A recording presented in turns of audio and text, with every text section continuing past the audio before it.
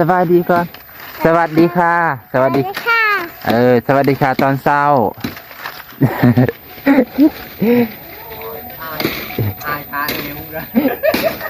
สอนแต่ร้านให้พูดภาษาไทยพ่อแม่พี่น้องเอ้าบางเทื่ออนาคตบ่แน่ร้านเพิ่นสิไปกรุงเทพกรุงไทยฝึกว่าภาษาไทยแต่น้อยเนาะเชียร์ไปถิ่มบ่นี่บ่ไปถิ่มพุ่นเลยบ่ไปเห็ดเพาะบ่เห็ดเพาะป้าพ่อแม่พี่น้องเห็ดเพาะใหม่ๆเลยเห็ดเพาะยังอ่อนเด้นี่บ่แมนแมงมุมบ่แมนดอกมันเป็นหูซื่อๆมันสิเป็นโกนนั่นแหละมาเดินไปมันสิไงออกหูบักไงแหละบัดนี้มันก็สิใส่บ่ได้เด้มันจะโดดแน่นี่มันก็สิเป็นอันนี้บัดขี้ซี่เป็นขี้ซี่แล้วบัดนี้เฮาก็มาดังไผ่อันนี้เฮ็ดอันนี้เฮ็ดลิ้นจื้อปลาตุโอ้โหคือแข็งแห้งแท้ข้ามไปเลย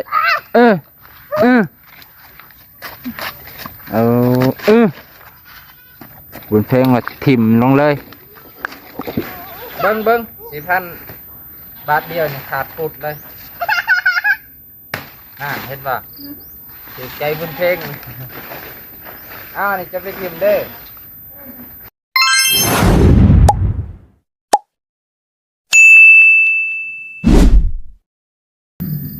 สบายดีพ่อแม่พี่น้องสวัสดีครับท่านผู้ชม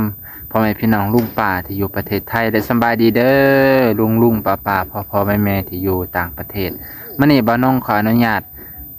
พาพ่อแม่พี่น้องลุงป่าเบิดสุขทุกคนมาเบิ่งบรรยากาศนางลอยเพิ่นกำลังตัดฟืนพ่อแม่พี่น้องหลังจากที่เพิ่นได้ตัดไม้นาในนาเพิ่นน่ะนะเพิ่นตัดทิ่มแล้วเนาะมาเบิ่งบรรยากาศแล้วเฮาก็สิพาไปเบิ่งนานพักเพิ่นว่าเพิ่นปลูกได้หลายแล้วบ่ได้หลายแนวแล้วบ่พี่น้องหลังจากที่เมื่อก่อนพอให้พี่น้องได้ให้ความสนใจหลายเรื่องการปลูกผักของนางลอยและไอ้เกิงขอบใจขอบพระคุณเด้อที่แนะนำทุกขั้นตอนบางคนก็แนะนำวิธีการปลูกบางคนก็แนะนำการการใส่ปุ๋ยการใส่ปุ๋ยคอกการใส่ใบหมอกใบไม้การรดน้ำขอบใจขอบพระคุณหลายไปพ่อแม่พี่น้องไปเบิ่งนางลอยเพิ่นกำลังเฮ็ดอีหยังปอกแปลกๆเวลานี่เกือบประมาณ7:30พ่อแม่พี่น้อง1 โมงเช้าเนาะบรรยากาศพอดีเย็นคือสิบ่แดดพ่อแม่พี่น้องต่อนี่โอ้ยสุดยอดเลยตัวพ่อแม่พี่น้องลุงป้าเพิ่นตัดทิ่มแล้วแต่ก่อนมันจะเป็นคู่กับต้นนี้พ่อแม่พี่น้องเพิ่นก็เลยตัดออกพ่อแม่พี่น้องนะเสียงบุญเพ่งแจ้วมาแล้วพ่อแม่พี่น้องเพิ่นสิมาซอยแม่ได้มื้อนี้ได้เพิ่นสิมาซอยแม่ได้ยินโอ้บ่าวน้องอยากถึกเลขได้ว่าซั่นซะอยากซื้อน้ำให้บุญเพ่งน้ำมะพร้าวนี่โอ้ยบ่ถึกจักเทื่อ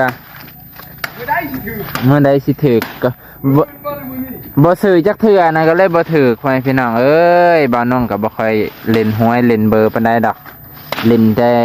ชื่อน้อยนึงพอเป็นน้ำใจอันน้ำยาดอกบ่ได้เล่นหลายบ่ได้หวังว่าสิให้มันแต่ว่าก็ถือกับสาธุบุญนำพอได้ใส่ค่าน้ำหมอกน้ำมันนางร้อยเพิ่นตัดฟืนนี่มาเพิ่นตัดแล้วอันนึงอย่าพาสบายดีก่อนอย่าพาก่อนสบายดีเด้อสบายดีสบายดีลอยเนาะตัดพื้นตอนเช้าเนาะโอเคทะเลนะบ้าตอนคุณน่ะอยู่ฮันเดอร์โอ้บันไดเพิ่นไหมพอดีเอาลงวัดนี่โอ้เฮ็ดแป้นเลยบ่คนละหนึ่งประมาณ5 โตตัวนี้เลยบ่สัก 18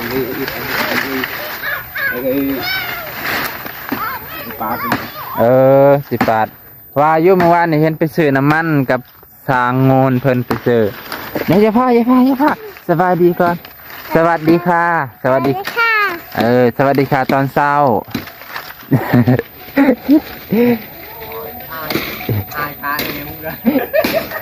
สอ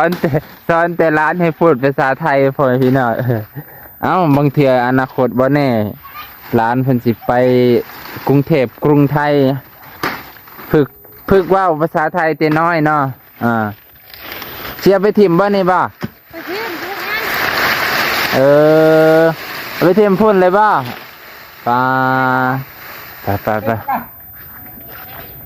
ไปไปมังได้มังไก่ก็ไม่พอตาไก่ก็ติดไก่ติดเสียเลยพี่เจ็ดพี่เสี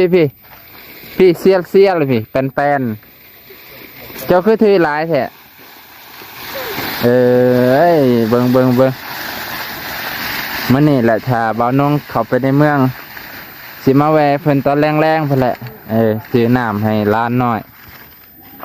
มองนี่เนาะ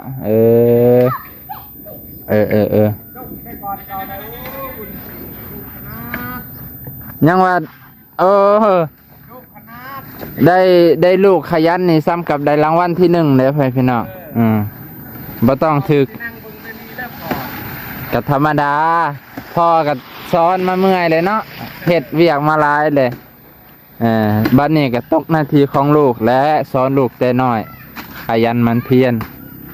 นะ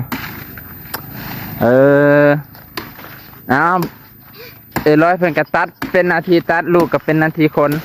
บ่าวน้องก็สิเป็นนาทีทายฮะ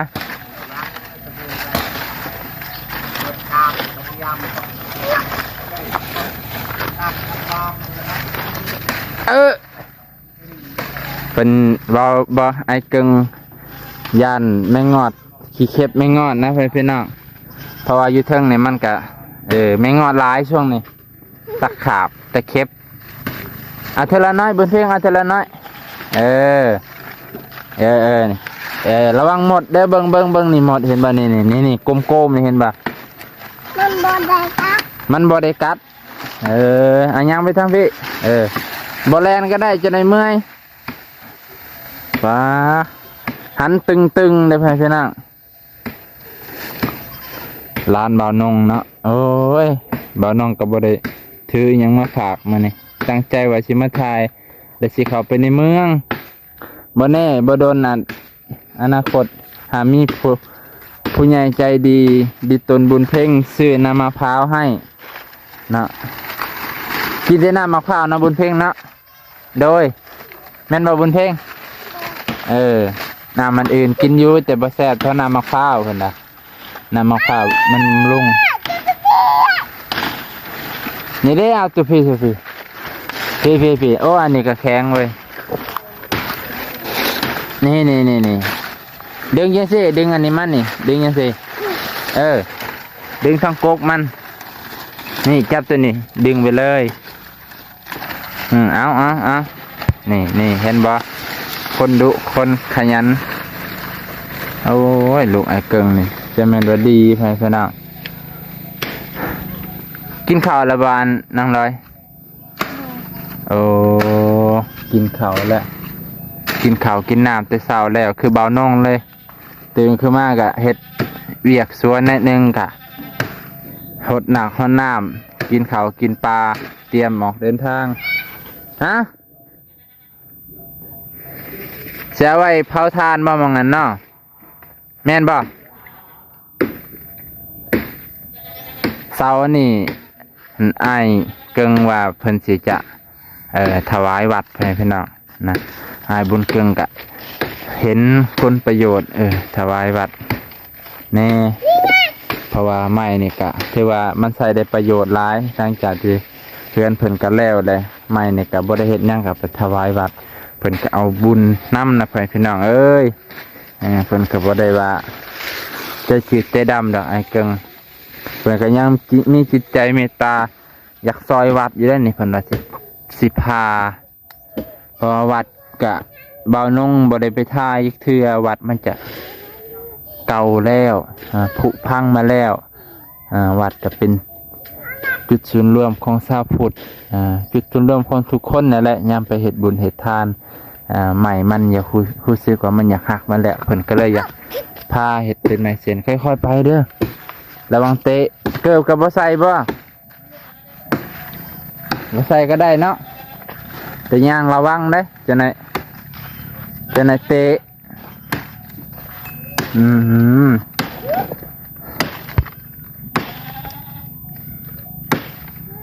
พันไปพันมารุดใส่หน้าแข้งเคยบ่ว้ายเมื่อยได้เนาะผ่ากับบักหนักๆเปิดสปาต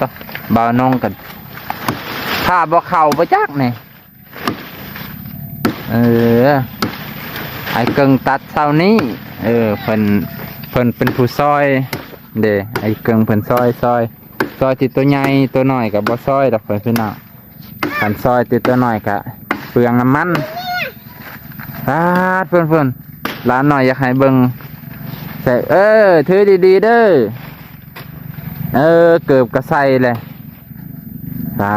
ตัวขยันนั่นเลยว่าเด็กน้อยช่วงกำลังนี่ให้กำลังใจเขาแหงเฮาหันเพื่อนพี่น้อง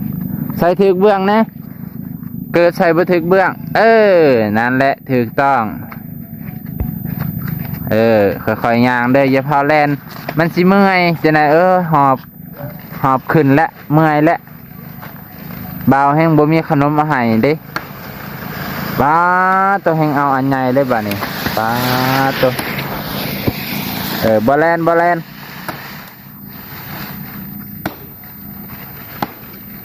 ่อวานนี่บ่าวเล่ามาบ่ได้มา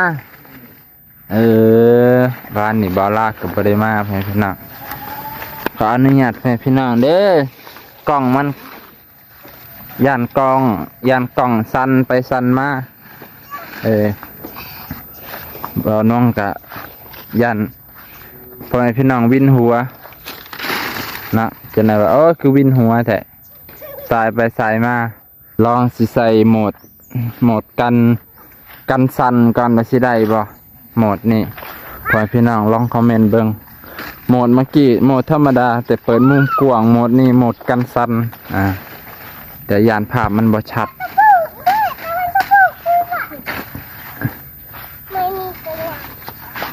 บ่มีตัวใหญ่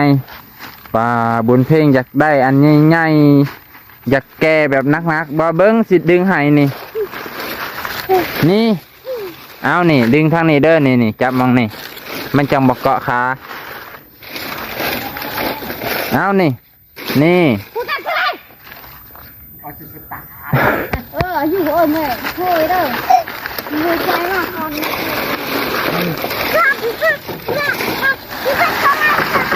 เขาโหดมันเขาปีกมันกำลังจะ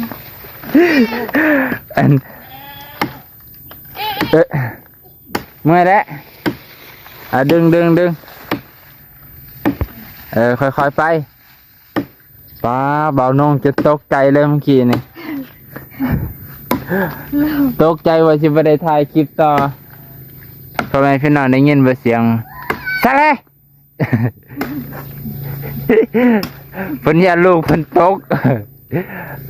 ลูกเพิ่นอยู่น้ำพ่อก็อยู่ข้างๆพ่อก็จิตเห็นอยู่แล้วเจอทางนี้เป็นห่วงลูกห้องใส่บักดังๆจนเบาน้องโอ้โหเกือบใจวายเลยเมื่อกี้งวกบักไวๆหนึ่งนี่แหละความเป็นแม่เนาะกับเป็นห่วงลูกธรรมดาโอ้ขโมยจักว่าปลาไว้จัก 2-3 มื้อมันจังสิอันนี้บ่หมดนี่ร้อยกับบ่ฮู้คือกัน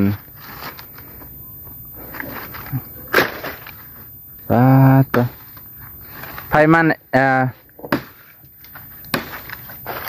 ตัดไม่ดิบกับไข่ก็ไม่แห้งไม่ตายเลยเนาะ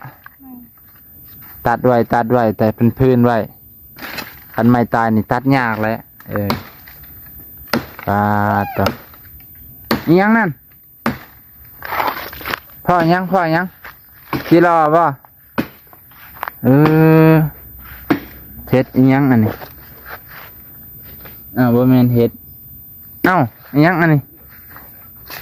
นี่มาลำไยผู้ใดมีคนซื้อมาบ่เฮ็ดอิหยังอันนี้เฮ็ดเพาะบ่เฮ็ดเพาะป้าพ่อแม่พี่น้องเฮ็ดเพาะใหม่ๆเลยเห็ดเพาะยังอ่อนเด้นี่บุญเพ่งหาเห็ดเพาะให้กินแล้วอันนี้ก็แม่นอันนี้แม่นว่าเท่าแล้วตัวน่ะอันนี้เด้นี่ค่อยๆเบิ่งนี่เบิ่งน้ำนี่อ่อนว่าเท่าแล้วว่าตัวนี้คืออ่อนอยู่แสนเนาะตัวนี้เพิ่นยังอ่อนอยู่บุญเพ่งนี่หากินเป็นเว้ยอันนี้ก็แม่นบ่นี่เน่าเลยนี่เน่าแล้วน่านจนโกมจนดำเห็นบ่บุญเพ่งเมื่อกี้นี่เอามองนี่บ่บุญเพ่ง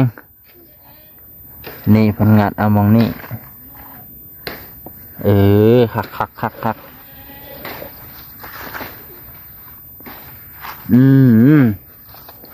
บ่คนเลยบ่ไม่เมื่อยแล้วบ่ป้าตัวแดดออกมันเท่าร้ายบ่แล้วบุญเพ่งบ่มาเก็บตอนมันยังนมใช่ตัวน่ะก็นมบ่น่ะ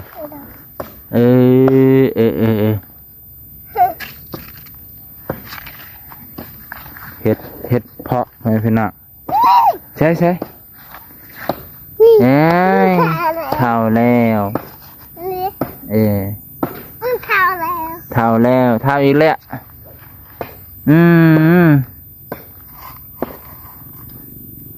เท่าไปแล้ว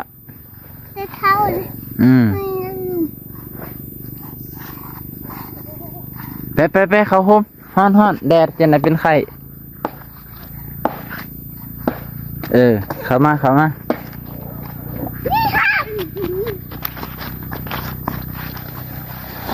ตัวถ้าเบิ่งมาแรงไปพี่น้องจะได้มาหาร้านบุญเพ่งเมื่อยแล้วบ่นี่เมื่อยแล้วพักผ่อนเด้อจะไหนเป็นลมเป็นแรงตัวน่ะอุดว่าปลาตัวโอ้โหคือแข็งแห้งแท้ข้ามไปเลย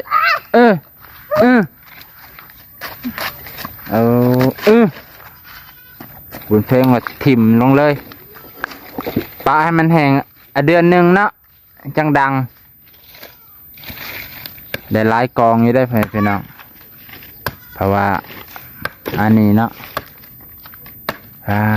ตัวร้อยเพิ่นก็คือสิเมื่อยเลยแหละกองละมันตกมาตัวเอายกตึงเอาบ่าวน้องบ่ได้ตัดซอยเด้อมานี่ตัดไว้ก่อนนึงบ่าวน้องก็เมื่อยคือกันเอ้านี่แม่เคยเป็นสาวเคยกินกินแต่สาวผู้บ่เลยเอามาปิดได้อยู่ในเงาไม้อันเด้มาบุญเพ่งมานั่งนี่นั่งข้างๆแม่ป้าหลังจากที่เพิ่นซอยแม่ตัดพื้นกอดแม่แล้วบัดนี้เมื่อยแล้วเนาะให้กำลังใจแม่แล้วบัดนี้เมื่อยแล้วบัดนี้ระวังเด้อระวังผ้าเอาไปแล้วเลยค่ะปลาขันตัดแล้วอันนี้ได้อยู่กองหนึ่ง จะสิซ้ำกับกองตะพุ่นเลยไปพี่น้องเนาะตาตัวไปพี่น้องไปเบิ่งสวนผักเพิ่นคอยไปเบิ่งสวนผักเจอเด้อบุญเพ่งไปเบิ่งสวนผักเพิ่นกันแล้วคอยไปเบิ่งบันไดเพิ่นสิมารีวิวบันไดที่วันละแล้ว100%ล้านเปอร์เซ็นต์เพิ่นว่าตัวโอ้นี่เด้โอ้ผักบัวเพิ่นบ่าวน้องก็กำลังซ้ำนี่แหละพี่น้องเพิ่นก็รดน้ำเสาแรงอยู่นี่เพิ่นเคลียร์หมดแล้วพี่น้องเคลียร์พื้นที่ไปแล้วถือว่าปลอดโปร่งเป็นหลุมเนี่ยเพิ่นปลูกไว้แล้วไอ้เกิงเพิ่นตัดอันนี้พร้อมไปพี่น้องนี่ว้าตัวแผนการเพิ่นน่าจะไปเผาทานแล้วนี่เบิ่งนี่แผนการใหญ่แล้วนี่ตัดแบบนี้ยันไปเผาทานแล้วนี่ตัดเป็นซอยเล็กโอ้สุดยอดบ่าวน้องนี่ยังจับจักสติงบ่ใครแข็งแห้งอยู่จับได้แต่จับสติงน้อยเนาะตัวสุดยอดนี่เพิ่นก็กองไว้เลยนี่เป็นสีเผาทานแน่ๆโอ้ยเด้อพ่อพี่น้องเพิ่นก็สิเผาไว้ตั้งกระสอบเลี้ยงไว้หน้าเฮือนไผสิซื้อเขาก็มาเองดอกบ่ยากเดี๋ยวเดินไปสิมีผู้มาซื้อสินค้าบุญเพ่งเห็นยังแล้วบัดนี้เฮ็ดเฮือนน้อยแล้วบัดนี้บุญเพ่งแม่สิทิมไม้ใส่แล้วบัดเนาะจักผู้ได้เมื่อยจักผู้ได้สบายแม่ก็เป็นผู้ตัดลูกก็เป็นผู้นอนระวังหมดเด้อระวังหมดเข้าหูเลยหมดดำๆเนี่ยมันแห้งเข้าไปในหรือมันมุดไปเรื่อยๆเด้เยอะเอากองละอุ้มเกือบแน่อย่าว่าจังสันเด้อพ่อแม่พี่น้องลุงป้าเพิ่นได้ยินเพิ่นหายได้ไม่น่ารักเลยยานน้องเพิ่นไปเบิ่งสื่อออนไลน์จากผู้อื่นแล้วเขาเด็กน้อยเนาะคันได้ยินได้ยังได้ฟังจากคนอื่นแล้วเขาเจ้าจะติดเลยลูกตั้งพวกเราก็คุยเด็กเด้อสิเบะยังมองนี่หมดกัดเด้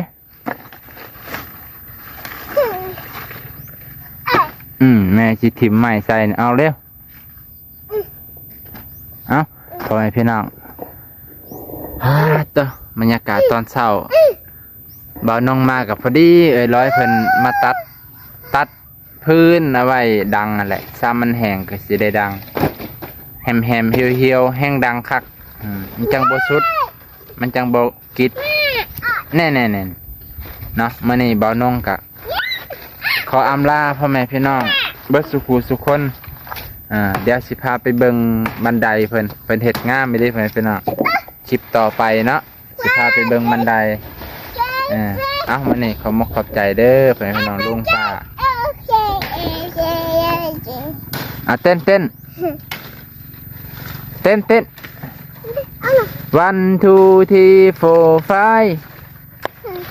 ต้นไว้สิลองให้เต้นนี่พอนตี้ไม่จับเจ๊บายเพิ่นนะบายจุ๊บครับจุ๊บบ่ยอมจุ๊บบาย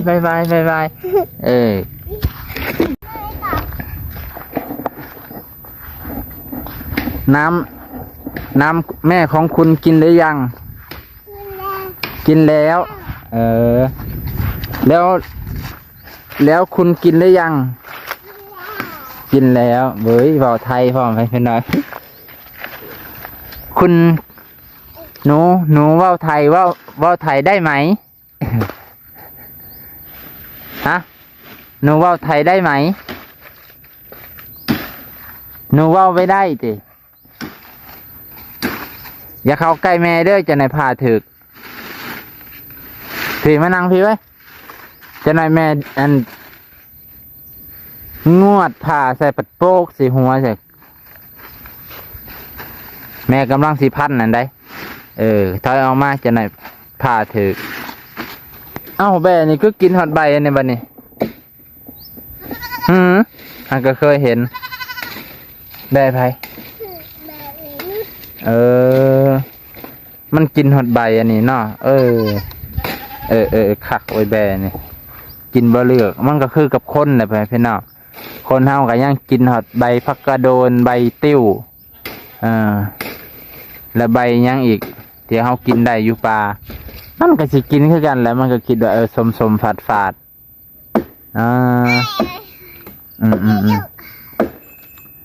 สิกินหอนไหม้บัดนี้คันคนก็กินได้เยอะพี่น้องเคี่ยวงาอ่อนๆเผื่อไปเคี่ยวเป็นยานะดักแด้บ่แม่นได้นี่บ่แม่นแมงมุมบ่แม่นดอกมันเป็นหูซื่อๆมันสิเป็นโกนนั่นแหละมาเดินไปมันสิไงออกหูบักไงแล้วบัดนี้มันก็สิใส่บ่ได้เด้มันจะโดดแน่นี่มันก็สิเป็นอันนี้บัดขี้ซี่เป็นขี้ซี่แล้วบัดนี้เฮาก็มาดังไผ่อันนี้เด้อันนี้เฮ็ดอันนี้ยังอันนี้เฮ็ดลิ้นจื้อจะเอิ้นบ่บ้านเฮ็ดลิ้นจื้อเมื่อยแล้วบ่ไปนอนน้องเบียร์ห้อยบายพันได้เด็กหน่อยจะไหนโปรกถือกง่ายเหลือเสียงขนาดนั้นถือเข่าเยอะคองร้อยเพิ่นเมื่อยเลยเพิ่นพี่น้องบ่น้องกับบ่ได้ออกแห้งแล้วมื้อนี้เมื่อยก็บ่ได้เมื่อยดอกมาให้กำลังใจเพิ่นโดยเฉพาะ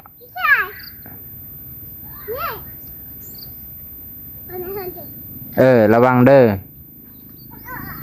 อโอ้คักเบิ้งเบาน้องโอเคพ่อแม่พี่น้องลุงป้ามานี่เบาน้องสิซอยร้อยเพิ่นพี่น้องกับบุญเพ่งไอ้เกิงเพิ่นตัดให้แล้วเบาน้องก็สิตัดตัวน้อยๆแหละเบาน้องตัดตัวใหญ่บ่ได้เบิ้งผ้าจังนี่ป้าตัวสมพอเพิ่นจึงเมื่อยมันใหญ่โพดเนาะเข้าอันนี้นี่ของเจ้าเด้อนี่เด้อ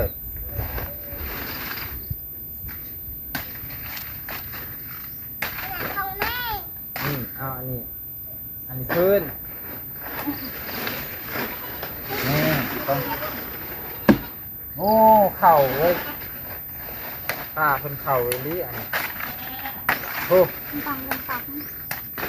มันนักแล้วมั้งก็เลยเข่ามันบางครับนักกันนักเข่าคักเสียแต่ว่าบ่มีดามให้พี่น้องให้ไอ้กึ่งไปจอดในเมืองให้เขาจอดเบิ้ง4,000 บาทเดียวนี่ขาดพุดเลยเห็นป่ะถือใจบุญเพ่งนี่จะไปทิมเด้อไปทำให้อาหารจะมีไม่อยากตกใจนะเก่าก็เลยแรงจ้าโอ้คักเว้ยคนซื้อมาจากทางไหนนอกผ่านปิดอ่ะฮะเปลี่ยนอ่ะเปลี่ยนอ่ะบ่เปลี่ยนอีกเฮ้ยผมเปลี่ยนใครกันเบิกที่ผัดออกเลยปล่อยชิตับงานกันเต้ปล่อยชิลิเจงาเด้โอ้ถ้าไปบนเรือห้างมั่งไว้กับไว้อุ้ยเลยพูดกับข้างอุ้ยสิอะไรมาคนเล็กมากระถายคนเล็กดูที่อาจารย์เกลียบไปข้าวพวกนี้ก็ได้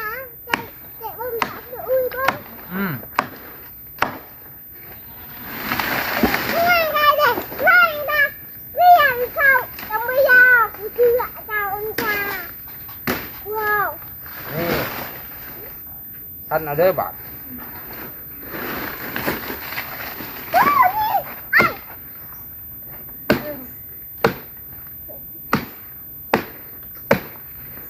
อืม แล้วอันนี้เด้อ บ่ขาดเลยนี่พอแล้วได้อ่ะบุญเด้งหัวผ้าติดเลยได้นี่ได้ไปนี่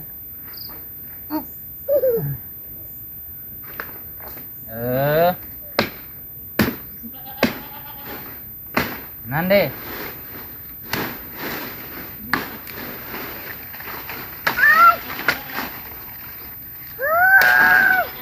ฮะเมื่อยเลยป้าคือเมื่อยแทนแล้วไปนี่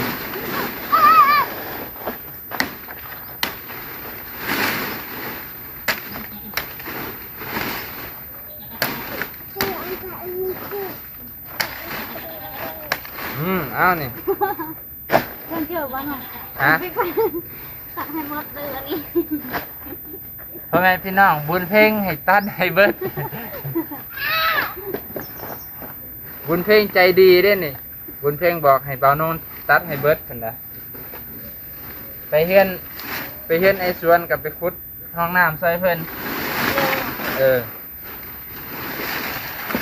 มาเฮือนไอ้ร้อยกับตัดพื้นซอยเพิ่นเบาน้องบ่มีหยังให้เด้ก็เลยเอาเหือเอาแห้งนี่แหละ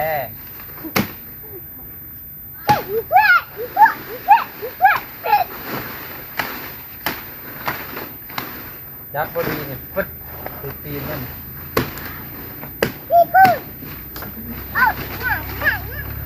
พ่อน้องไม่เป็นคนดีเจ้าแล้วคนดีเนาะ ผ้าเข่าเยอะ เจ้าแล้วเจ้าแรกที่มีแหงพอไม่ดี ครับผู้ยิ่งกับธรรมดาแล้วใช่มีแห้งทรายกับบะไลแม่นบ่บุญเพ่งเ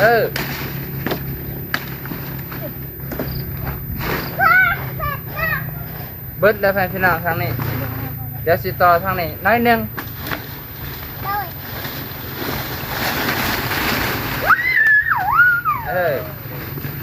บุญเพ่งดีใจบ่าวน้องซอยเพิ่นได้อันใดที่บ่ควรบ่เหมาะบ่สมบ่าวน้องก็ขอโทษขออภัยนำเด้อแฟนพี่น้อง ขอมาเข้าใจเกือบแล้วปะเจ็บปะตัว เชื่อมาเชื่อทุกคนยอมนะ โอ้แล้วอันนี้สิไปซักเสื้อผ้าให้ลูกนี่บ่โอ้เฮ้ยเสื้อผ้าเปื้อนเลยเด้นี่ห้อยซักน้ำมาดาเนี่ยแล้วมันยังสะอาด ชมพูเนาะน้องสุกหายตัว ขนาดคอยสุกนานมันเยอะ บ่น้องก็เมื่อยเลย มือคือกัน ต้องซื้อโซล่าเนาะให้พี่น้องโอ้บุญผู้ใดใจบุญซื้อโซล่าให้บุญเพ่งโซล่าใด หมดเอาเองอะไรคือกัน จะได้เจ็บท้องอันแน่นท้องเด้อ จะว่าเมื่อย เมื่อย เมื่อยบ่เมื่อยยังฟันพื้นซอยบ่าวน้องบ่ฮะคือเห็นเต้นกระดิกเมื่อกี้นี่เพิ่นเมื่อยเต้นเพิ่นนั่งให้กำลังใจไปทันละโอเคบัดนี้เอาบ๊ายบายเพิ่นนี่เฮ้บ๊ายบายเพื่อนพี่น้องลุงป้าบ่าวน้องกะจนผมหยองมาเนี่ยกะสิจบเพียงเท่านี้เด้อพ่อแม่พี่น้องเบิดสุขุสุขคนเขาเพิ่นกะสุกพอดีกำลังสิสุกเพื่อนพี่น้องวันนี้บ่าวน้องกับเทวามาในช่วงเช้าแน่ตอนแรงๆสิมาใหม่พอดีอาสะหาเนื้อตอนร้านน้อยก่อนพี่น้องเบอร์ได้มาดนเนาะเนี่ยก็ขอบใจขอบพระคุณพ่อแม่พี่น้องลุงป้าอ้ายที่อยู่ในประเทศและต่างประเทศที่ซัพพอร์ตบ่าวน้องมาตลอดเด้อขอบใจขอบพระคุณหลายๆ